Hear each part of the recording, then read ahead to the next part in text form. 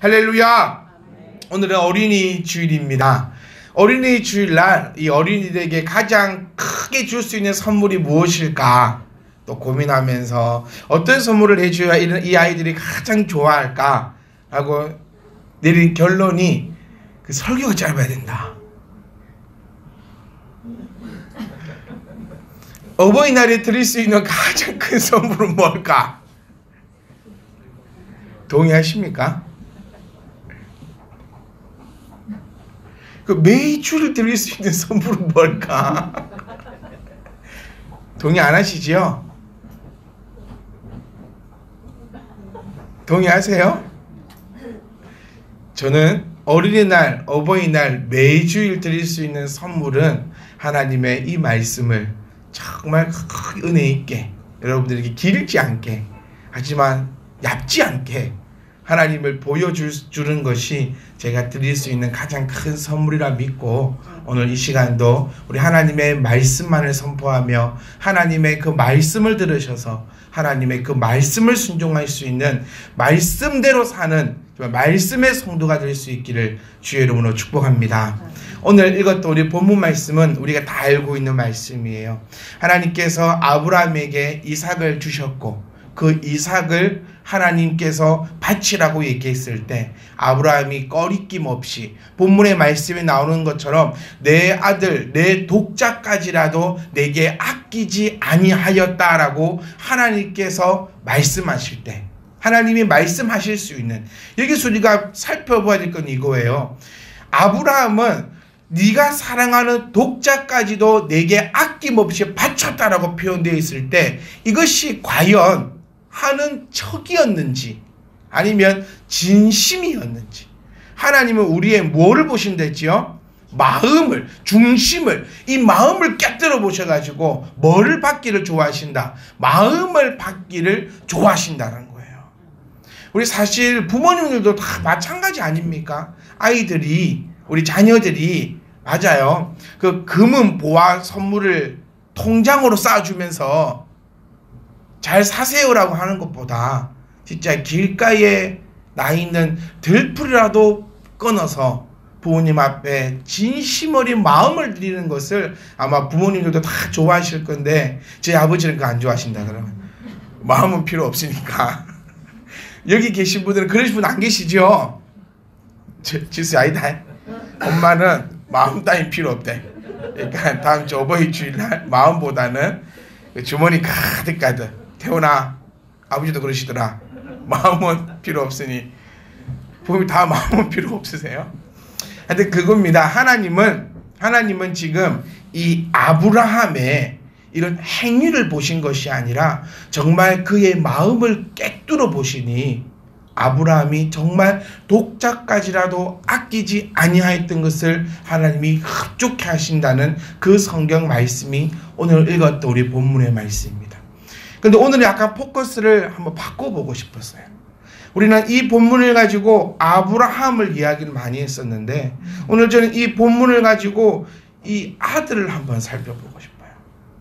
참 저도 자녀를 키우고 있는 그 입장에서 또 우리 성도님들께서 부족한 저에게 영적인 아버지다라고 말씀해 주시고 불러주시는 그 거룩한 마음을 담아서 우리 성도님들을 뵐 때에 사실은 참 부럽더라고요. 그리고 아들을 이렇게 키우고 싶고 우리 성도님들을 이렇게 표현드려도 될까요? 이렇게 키우고 싶어요. 어떤 거냐면 아브라함이 이 일을 할 수 있었던 것은 이삭이 아브라함의 신앙을 그대로 물려받을 수 있었다. 물려받았기 때문에 이삭이 가지고 있는 그 믿음 또한 아버지 아브라함의 믿음에 못지않게 아주 아름답고 빛나는 믿음을 가지고 있는 자라는 것이 오늘 이 본문을 통해서 나타나더라는 겁니다. 저는 9살 아들과 7살의 아들이 있는데요. 참 잡기가 힘들어요. 말도 안 듣고 한번 잡으려고 하면 이제 못 쫓아다니겠어요. 근데 이 본문에 나오는 이 아들은요, 잡히더라는 겁니다. 우리 성도님들은 어떠세요? 저에게 잡히십니까? 아니면 도망 다니고 계십니까? 오늘 이 말씀을 1차원적으로 듣지 마시고 나는 자녀 다 키웠으니 나하고 상관없는 얘기다 그렇게 생각하지 마시고 3차원적, 4차원적으로 말씀을 들으시면서 목사로서 또 성도로서 또 부모로서 여러 가지 다방면에서 오늘 주시는 이 하나님의 말씀으로 여러분에게 큰 은혜와 깨달음이 있기를 주의 이름으로 축복합니다. 우리는 다 알고 있습니다. 자녀에게 신앙을 유산으로 물려줘야 된다는 거 우리 다 알고 있어요. 그런데 그 신앙을 유산으로 물려줄 수 있는 그 방법에 대해서 오늘 어떻게 했기에 아브라함의 신앙의 유산을 이삭이 가져가서 어떻게 이렇게 아름다운 것들을 만들어낼 수 있었는가, 오늘 그 부분에 대해서 우리가 함께 나누보고자 합니다. 아브라함은요, 확실함이 있는 사람이었습니다. 확실했어요. 하나님에 대한 그 믿음이 확실했고, 아브라함의 행동과 아브라함의 행위와 아브라함의 생각과 아브라함의 모든 것들은 하나님 앞에 확실한 무엇인가를 가지고 있었다라는 것을 우리가 볼 수 있다는 거예요. 자녀들은요, 우리가 신앙의 유산을 물려주기 위해서는 자녀들에게 우리의 확실한 신앙을 먼저 보여주셔야 한다는 겁니다. 여러분께 여쭙고 싶습니다. 나의 신앙은 확신한가? 확실한가? 아니면 상황에 맞추어서, 그 때에 맞추어서 변해버리는 그런 불확실한 신앙을 가지고 있지 않는가? 사랑하는 성도 여러분, 우리는요, 약속을 지킬 수 있기를 부탁드립니다. 아멘. 자녀와 했던 약속은 물론이거니와 하나님과 했던 그 약속까지 우리는 지킬 수 있어야 합니다. 아브라함이 이삭을 드릴 수 있었던 그 이유는 뭡니까? 바로 하나님과의 맺었던 그 약속을 아브라함은 지키고 있는 것입니다. 자녀들요, 여러분 다 눈 뜨고 우리 지켜보고 있습니다. 저도요, 한 번씩 타락하고 싶을 때가 있어요. 왜 저라고 그런 게 없겠습니까? 네? 그냥 막 몰라 이러면서 그냥 막 그러고 싶을 때가 있습니다. 근데 그때마다 무엇이 저를 잡냐면요, 죄송한 얘기지만 하나님이 저를 잡아주는 것보다도 성도님들이 저를 잡습니다. 그게 저는 정확한 고백인 것 같아요. 하나님은 저를 이해해 주실 거라 믿어요. 제가 한 번씩 일탈을 즐겨도, 근데 그 일탈이라는 게 여러분이 생각하는 그 일탈은 아닙니다. 우리 조집사님이 지금 무슨 생각을 하면서 웃고 있는지 모르겠는데, 조집사님이 생각하는 일탈과 제가 생각하는 일탈이 다를 수도 있지만, 어쨌든 그 일탈을 한 번씩 꿈꿀 때에 하나님이 확 잡아주는 것보다는 성도님들이 계시기에 저를 확 잡아줄 때가 많습니다. 자녀들 또한요, 우리 부모들을 보면서 그것을 다 잡아갑니다. 그렇기 때문에 정말 우리는 확실한 것을 보여줘야 되고 그 약속함을 지켜서 한 걸음 한 걸음 나아가야 하는데, 아브라함은 그 약속들을 확 지켜서 나갔는데 과연 저와 여러분들은 이 약속을 어떻게 지금 지켜 행하여 나가고 있냐는 거예요. 우리 교회는요, 아주 특이하고도 아름다운 교회라고 믿습니다. 지금도 자녀들은 우리 옆에 앉아서 함께 말씀을 듣고 있어요. 한 번은 저희 아들이 저에게 이렇게 물어보더라고요. 아빠 그 교회 그 앞에 서가지고 이야기하는 거 다 진짜야? 그래서 다 진짜야. 뻥치시네. 이 얘기를 들으면서, 야, 내 아들에게 나의 모습은 과연 어떻게 보였길래 뻥치시네 소리를 할까? 장난이었던 진심이었던 그것은 모르겠지만요, 저에게는 그 순간만큼은 정말 뼈아프고 내가 참 그런갑다라는 생각을 많이 하게 되더라고요. 여러분은 어떻습니까? 자녀들은 우리들이 어떻게 하나님을 섬기고 있는지를 바라보고 있다는 것을 명심하셔야 돼요. 우리는 재직 서명을 다 했습니다. 재직의 서약을 다 하셨어요. 그 재직 서약에는 예배를 지키겠다. 여러분 예배 잘 지키고 계십니까? 하나님 말씀대로 순종하겠다. 여러분 잘하고 계세요? 내가 11조 드림으로 하나님 것을 도둑질하지 않겠다. 하나님 앞에 서약하고 모든 자녀들 앞에 약속했던 이 말을 여러분 어떻게 이행하고 계십니까? 내가 시간이 나면 하나님 앞에 예배하고, 내가 생각이 나면 하나님의 앞에 말씀에 순종하고, 내 돈이 조금 남으면 하나님 앞에 드리고, 이러한 삶을 내가 살아가면서 우리 자녀에게 똑바로 살아라 라고 한다는 것은 우리 자녀를 오히려 망친다는 것을 기억하실 수 있기를 부탁드립니다. 아멘. 확실함이 있기 위해서는요, 먼저 지식이 있어야 합니다. 이 지식에는 하나님을 아는 지식과 자녀를 아는 지식이 함께 있어야 돼요. 여러분 하나님을 얼마나 알고 계십니까? 여러분 자녀들을 얼마나 많이 알고 있습니까? 정말 여쭙는 겁니다. 얼마나 알고 있습니까? 알아야지 오해가 안 되고요. 알아야지 속지 않습니다. 알아야지 방해꾼이 안 되고, 알아야지 모든 역사함을 이루어 갈 수 있다라는 거예요. 어떻게 하면 알 수 있을까요? 함께 해야 합니다. 함께 하셔야 돼요. 하나님과 함께 할 때 하나님을 알아갈 수 있어요. 우리 모든 성도들의 뜻은, 모든 성도들이 품는 마음은 이거예요. 하나님을 알고 싶다. 하나님의 뜻을 알고 싶대요. 하나님의 뜻이 뭡니까? 여러분 하나님의 뜻을 우리는 어떻게 알 수 있습니까? 여러분 하나님의 뜻을 알고 있습니까? 아니 하나님을 알고 있습니까? 내가 하고 있는 이것이 하나님의 뜻인지 아닌지 알 수 있냐는 겁니다. 알 수 있기 위해서, 하나님을 알아가기 위해서는 함께 해야 돼요. 여러분 얼마나 한 주 동안 하나님과 함께하는 삶을 살아오셨습니까? 어쩌면 오늘 주일 요 시간만 하나님과 함께하려고 나오는 삶이 아닌가 우리가 한번 살펴보셔야 돼요. 하나님은 어디에 계십니까? 하나님은 어디에 계세요? 요곳에만 있습니까? 하나님은 내 마음에 있다는 거. 하나님은 나와 함께하고 있다는 거. 하나님은 내가 가는 그 어느 곳에든지 간에 하나님은 계시다는 것을 우리가 기억하셔야 돼요. 그래서 예배해야 된다, 예배해야 된다, 함께 해야 된다는 것은 교회 일주일에 한 번 나와서 쭈그리고 앉아있는 이것이 아니라 내 평생의 삶 동안 매일매일 삶 가운데 하나님과 함께 해야지 하나님을 알지. 우리 영하 집사님이 지난주에 10년이었답니다. 결혼 기념일. 박수 한번 합시다. 그래도. 네.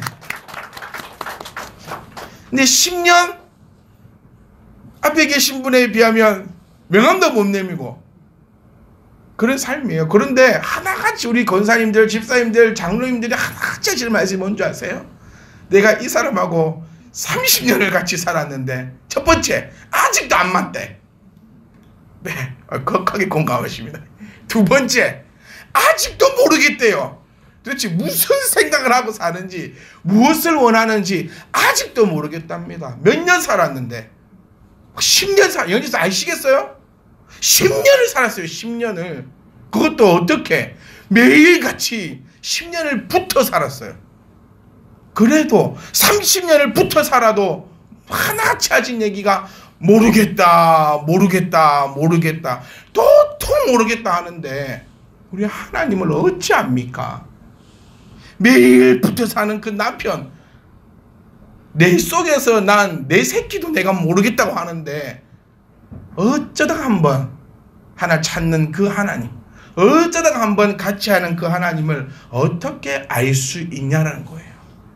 간절히 부탁드립니다. 하나님과 우리 매일같이 함께 합시다. 우리 자녀들과도요 매일같이 함께 합시다. 함께 해야지만 서로가 아는 지식이 쌓이고, 서로가 아는 지식이 쌓일 때야지 네 마음 내 마음을 알면서 행복한 교회, 행복한 가정이 될 줄 믿습니다. 여러분 쏘가서는 안 돼요. 자식에게 쏘가서도 안 되고 하나님 앞에도 안 되고 모든 것에 있어서도 우리가 그러면 안 되는 겁니다. 자녀를 망하게 하는 것이 무엇인지 압니까? 부모의 희망이 자녀를 병들게 합니다.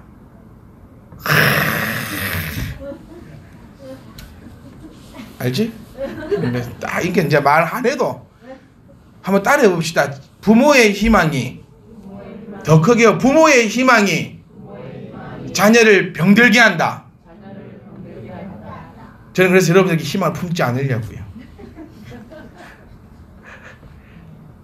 자녀의 희망이요, 부모의 희망이요, 자녀를 병들게 합니다. 부모들은 자녀들에게 희망을 품어요. 어떤 희망이요? 안 되는 희망이요.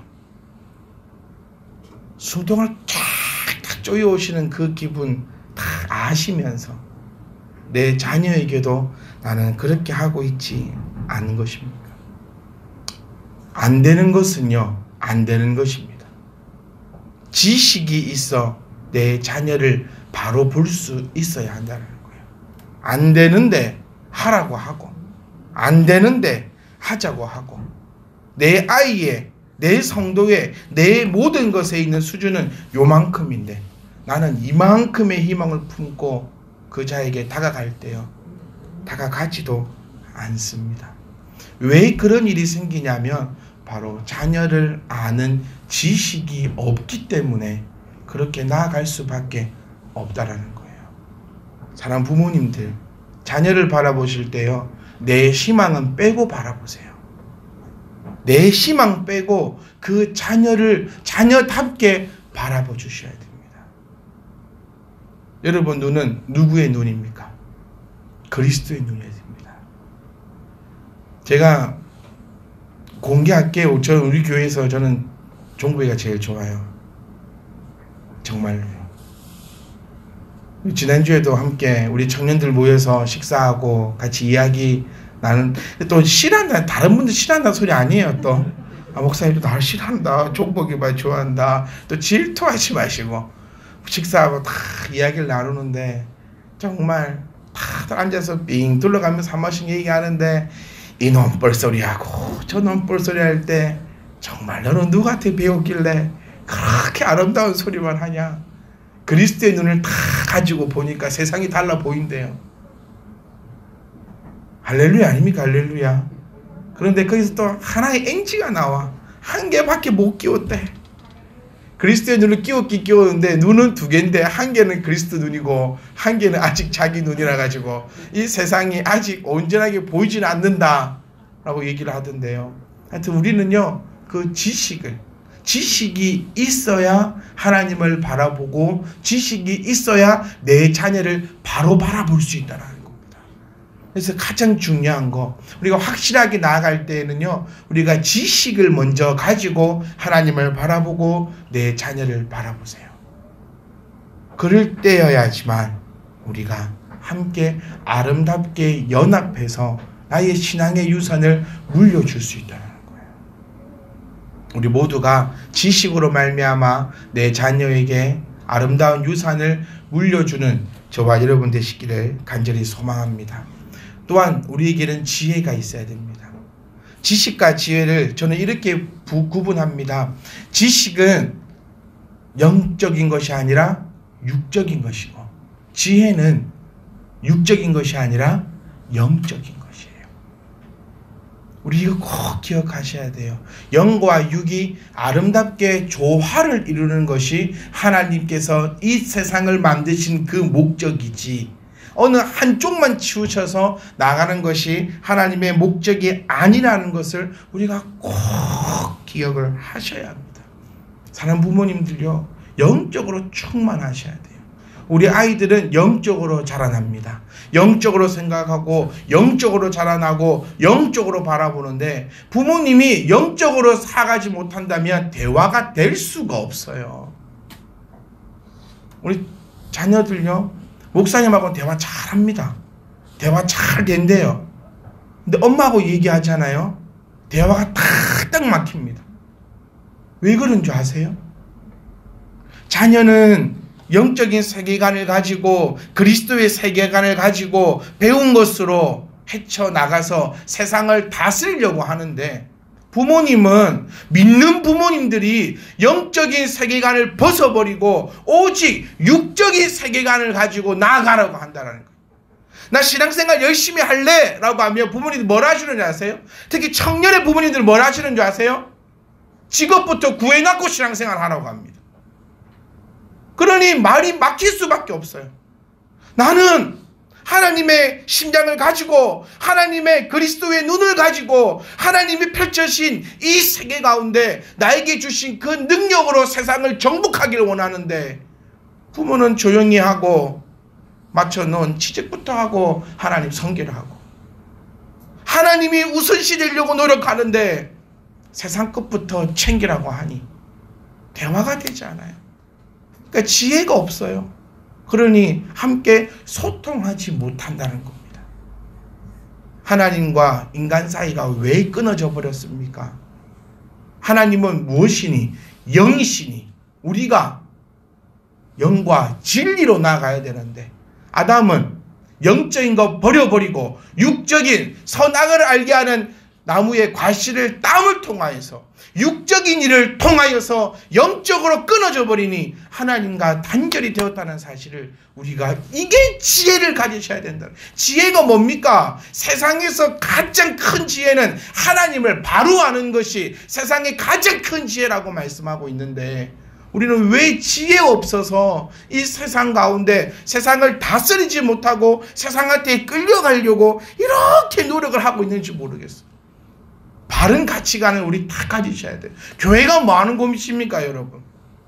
교회가요. 교회는 예배하는 곳입니다. 아멘? 교회에서 뭘 바라십니까? 교회는 예배만 바라는 곳이 교회입니다. 교회가요. 교회가 왜 대안학교를 해야 됩니까? 교회가 왜 카페 같은 거 해야 됩니까? 왜 해야 됩니까? 여러분 자녀 학교 안 보내셔도 됩니까? 학교 보내셔야 돼요. 젊은 엄마들 만나서 이야기해보고 해보면 학교 안 보낸다 그래요. 교육 방침이 이렇고 뭐가 어쩌고 대안학교 찾고 이러고 저러고 그런 자를 향해서 사도 바울은 뭐라 하는 줄 압니까? 우주 떠나라, 지구 떠나라는 거예요. 교회는요 사회 학문을 교육시켜주는 것이 교회가 아닙니다. 교육은요 사회교육은 학교 가고 그들을 전문가한테 맡겨가지고 그곳에서 교육이 이루어져야지 왜 애들을 교회에다가 보내놓고 목사님한테 왜 애들 학교 공부 가르치라 그래요? 왜 교회에서는 학교 공부를 교회에서도 해야 되는 것처럼 그렇게 만들어 버립니까? 그래서 이 소리 또 누가 들으면 저를 욕할지 모르겠지만 이게 우리가 바르게 가져가는 가치관이셔야 돼요. 교회는요 딴 거에서는 안 됩니다. 교회는 오직 하나님의 말씀을 가르치고 오직 기도하는 데 힘쓰고 335 모여서 예배하는 곳이 교회여야 되지 왜 딴 데로 계속 새냐는 거예요. 요즘에 젊은 목회자한테 정말 유행하는 것이요 카페입니다. 쉽게 얘기하면 이거예요. 주중에는 카페하고 주일날은 모여서 예배한대요. 왜? 먹고 사는 문제 때문에. 저는 저는 이해가 안 갑니다. 저는 그런 친구들 저한테 와서 몇 번 얘기하고 저는 이랬어요. 목회하지 말고 일단 카페부터 해서 돈을 모은 다음에 그 다음에 목회해라. 이게 우리가 바로 가져야 되는 가치가 아니에요. 목사가 해야 될 일이 뭡니까? 여러분 목사에게 뭘 바라십니까? 공부 못하는 자녀 저에게 데리고 와봤자 저는 공부를 가르쳐 드릴 수가 없어요. 왜요? 저도 못하는데. 그리고 제 전문 분야가 그게 아닌데 돈 버는 것이 목사의 목적입니까? 아니에요. 우리도 한번 잘 생각해 봅시다. 우리 교회도 비전을 품고 있는 것이요. 카페도 우리가 마음에 품고 있어요. 그리고 어린이집도 하고 싶고 여러 가지 기관들을 하고 싶습니다. 그런데 그것이 교회가 할 일은 아니라는 거예요. 이거 이해 가세요? 카페를 하는 목적이 뭡니까? 우리 주변에도 카페가 얼마나 많아요. 이 목적은요, 돈 벌기 위해서예요. 교회가 돈 벌기 위해서 있는 곳이 아닙니다. 돈 벌기 시작하면요, 목회 못합니다. 돈 벌기 시작하면 그 어떤 것도 할 수 없어요. 하루 종일 일하고, 제가 우리 총회가요, 목사는 이중직을 못하게 합니다. 왜 그럴까? 왜 그럴까? 생각을 많이 해봤어요. 부교육자 생활할 때, 아니, 뭐, 월요일, 화요일 가서 일을 하고, 오전에 일을 하고, 아니, 뭐, 일을 하고 이렇게 하면 되지 않을까? 근데 요즘에는 그 생각이 저는 이제 가치관으로 형성되고 있어요. 왜 목사가, 교회가 돈을 바라면 안 되냐면요. 돈을 바라면요, 이 못합니다. 자, 조금만 더 얘기해 봅시다. 아침부터 밤까지 여러분 일하기 정말 힘드십니다. 그렇지요? 아침부터 나가서 밤에 들어와서 아이들 챙기고 또 가정 돌보고 또 내 일을 하고 너무너무 힘들어요. 그거는 하나님께서 성도님들에게 허락하신 분기십니다. 그렇기에 목사를 세우셔서 여러분의 가정을 돌아보고 신앙을 점검하고 위에서 기도하고 말씀을 연구하고 말씀을 증거케 하신다는 거예요. 그런데 제가 그 일을 망각한 채 제 가정을 위해서 저의 육신을 위해서 나가서 열심히 일해 봅시다. 밤에 들어오면 딴 생각 못합니다. 묵상 못합니다. 기도 못합니다. 왜요? 저는 더 피곤합니다. 뚱뚱해서. 남들보다 뚱뚱해서 더 피곤해요. 같은 삶으로 나아갈 수가 없다라는 거예요. 제가 드리고 싶은 말씀은 이거예요. 우리의 가치관이 과연 무엇에 놓여 있는가? 여러분은 교회를 어떻게 생각하고 있는가? 우리 한때는 이랬습니다. 자녀들을 우리 사무엘서를 생각하면서 한나가 사무엘을 낳아가지고 사무엘을 어떻게 하지요? 하나님의 전에다가 두었습니다. 그래서 우리 2000년대 초반에는요, 많은 아이들을 부모님이 데리고 교회에다가, 저는 이렇게 표현하고 싶어요, 던져놓았어요. 그리고 막연하게 믿었습니다. 우리 자녀는 잘 될 거야. 하나님 전에 있으니까 잘 될 거야. 하나님의 집에 갖다 놨으니까 잘 될 거야. 그런데 잘 된 사람이 없어요. 왜? 지혜가 없고 지식이 없어 아이를 방치한 것밖에 안 되거든요. 저는 이렇게 말씀드리고 싶습니다. 사랑하는 성도 여러분, 교회에 바랄 것을 바라십시오. 교회에서 바랄 것은 뭡니까? 예배하는 거. 그거 하나밖에 없습니다. 교회에서 바랄 것은 뭐밖에 없다고요? 예배할 것밖에 없어요. 우리 가치관의 문제예요. 말씀은 앞뒤 장으로 빡빡한데 다음 주도 있으니까요. 그 다음 주도 있고. 우리가 오늘은요, 좀 어린이 주일을 맞이하여 좀 신중하게 고민해보고 또 대화해봤으면 좋겠어요. 과연 나의 가치관은 어디에 있는가? 내가 지혜 없어 혹 내 자녀를 망치는 자들이 아닌가? 제가 가장 두려운 것이 이겁니다. 제가 지혜가 없어, 내가 지식이 없어, 내가 영적으로 충만하지 못해 여러분들을 망치지는 않을까? 그 두려움과 그 무게감에 잠을 못 자겠어요. 우리 전도사 시절에는요, 대형교회 목사님들 욕 많이 했거든요. 왜 이런다 저런다 어쩐다 저쩐다. 근데 요즘에는요, 대단해 보이십니다. 100명의 성도가 있으면 100명의 성도의 무게감을 다 감당하실 거고, 1000명이든 10,000명이든 그 무게감을 다 감당할 건데, 여러분 얼마나 무겁냐면요, 천하보다 귀한 영혼이 여러분 아닙니까? 우리 또한 마찬가지예요. 내 자녀들을 양육할 때에, 내 자녀를 바라볼 때에 여러분 천하보다 귀한 영혼이 내 자녀입니다. 정신 차리셔야 돼요. 그런데 부모가, 성도가, 목사가 지식이 없고 지혜가 없어 바른 가치관을 가지지 못한 채 물에 물 탄 듯 술에 술 탄 듯 시대가 흘러가는 대로 그렇게 나아간다면 나 때문에 교회가, 자녀가 병들고 아플 것입니다. 성도로 마귀는요 타협하기 원합니다. 타협하기 원합니다. 신앙을 지키기가 왜 힘드냐면요 타협하지 않아야 되거든요.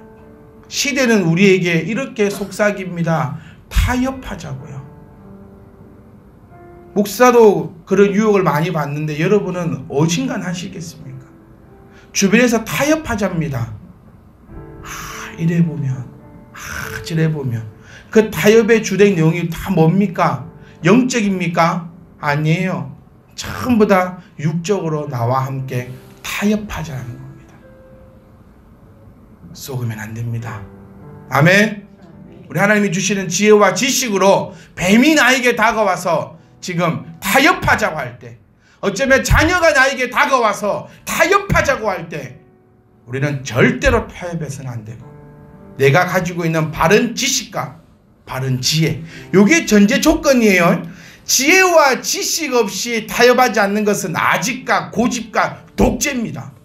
그런데 하나님을 아는 지식과 하나님을 아는 지혜를 가지고 내가 바른 신앙의 확실함을 가지고 타협하지 않는 것은 하나님을 믿는 확실함이라는 것을 기억하셔서 저와 여러분들은 하나님을 아는 지식이 날이면 날마다 더해질 줄 믿습니다. 하나님을 아는 그 지혜가 날이면 날마다 더욱더 쌓여서 우리 교회, 우리 자녀, 우리 성도, 우리 모든 것이 주 안에서 복되고 복될 줄 믿습니다.